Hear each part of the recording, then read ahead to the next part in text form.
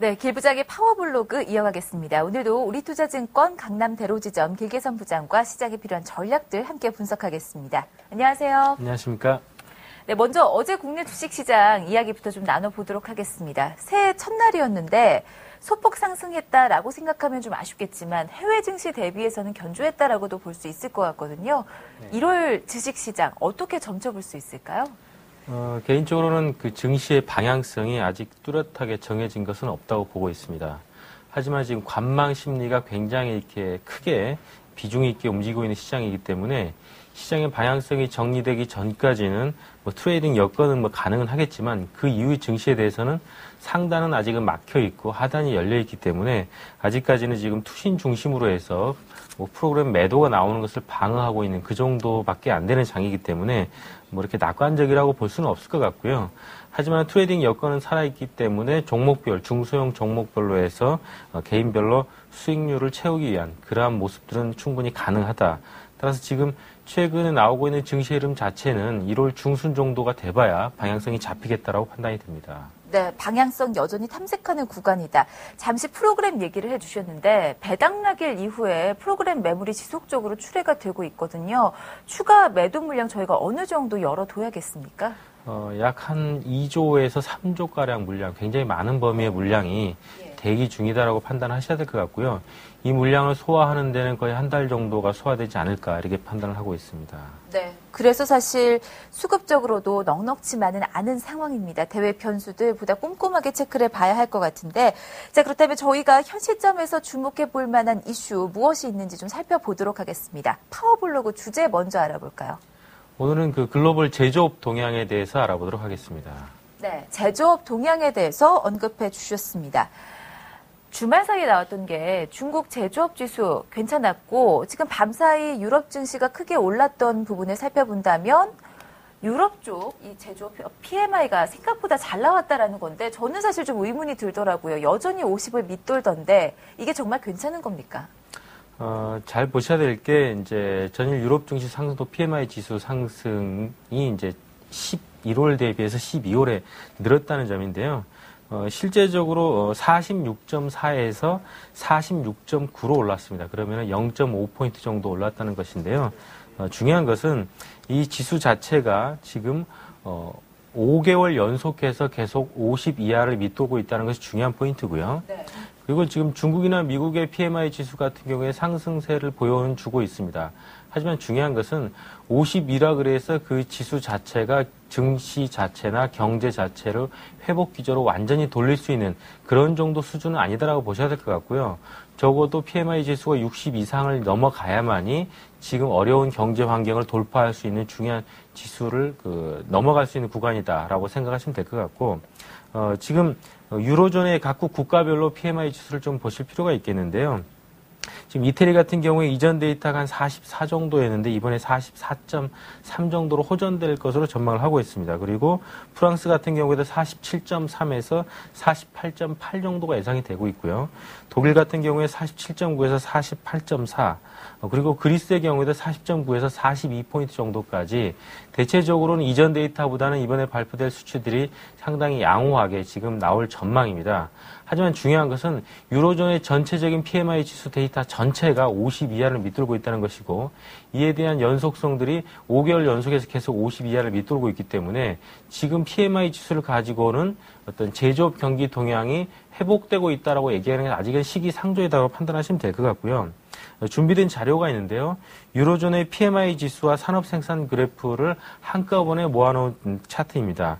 이 데이터를 보시게 되면 지금 보시는 데이터의 가장 오른쪽에 보시면 위에 있는 빨간색은 지금 산업 생산 데이터가 되었고 밑에 지금 짙은 색으로 지금 훨씬 더 아래를 향하고 있는 데이터는 PMI 지수인데요.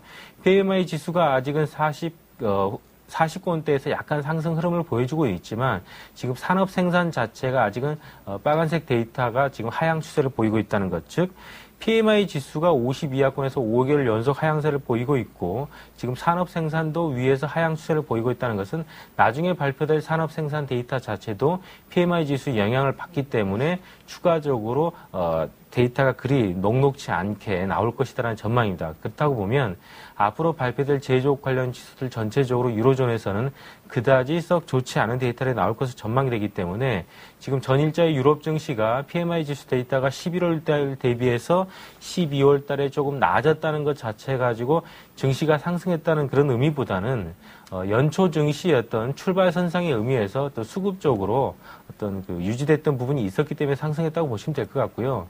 아직은 제조업 경기 자체가 아직은 어려운 상황을 돌아가고 있다. 즉 한국도 최근에 지금 11월 산업 생산이 전월 대비해서 1.1% 정도 감소를 했습니다.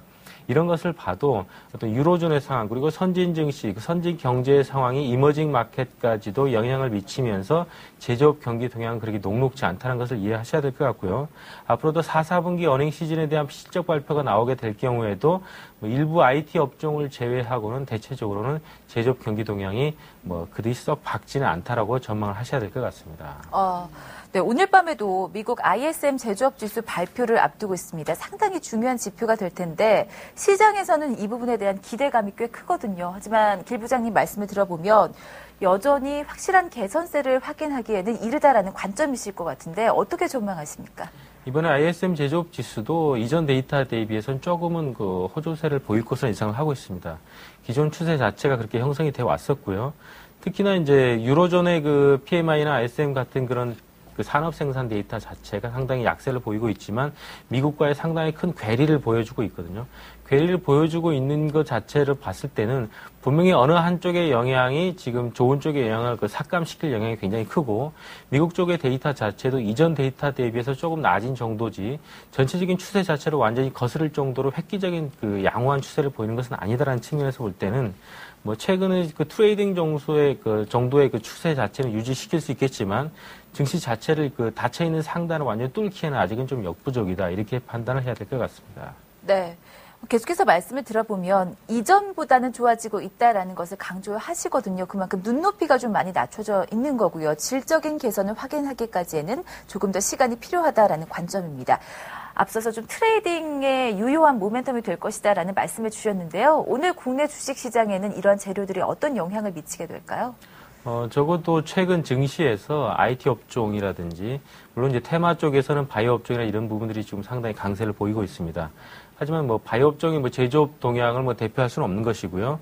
이런 제조업 지수 자체가 미국 쪽에서는 다소 양호하게 나오고 있기 때문에 국내 증시 자체에서도 하이닉스라든지 삼성전자, 그다음에 LG 디스플레이 이런 종목들 중심으로 해서는 아직은 그 트레이딩의 모멘텀이 살아있다. 즉 제조업 중에서도 일부 IT 업종과 자동차 업종을 중심으로 해서는 아직은 매기가 살아있고 그쪽에 대해서는 실적 호전이 아직은 유지가 되고 있기 때문에 전체적인 수치는 좀 약세를 보이고 있지만 일부 국한된 업종 안에서는 양호한 추세를 보이고 있다는 걸 감안해보면 그쪽에서 답을 찾아보는 것이 정확하다고 판단합니다. 제조업과 관련해서 주목할 만한 걸 바로 IT와 자동차를 언급해 주셨는데 시장은 상당히 IT에 대한 관심이 뜨거운데 요즘 자동차에 대한 이야기가 좀 영 적어졌습니다. 자동차 전망 어떻게 보십니까?